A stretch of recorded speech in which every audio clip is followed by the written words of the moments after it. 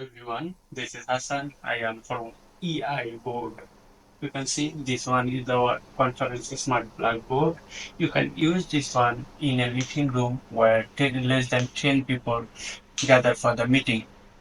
Okay, you can see on this side is the traditional blackboard and the left side is the main board.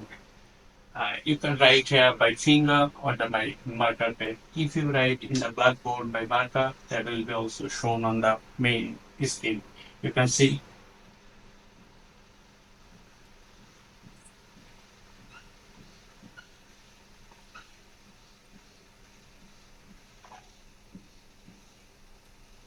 that I have written on the blackboard and that is in showing in the main screen. You can see you can edit this one by this using these tools in the main screen, or you can use this gesture to erase in the traditional blackboard.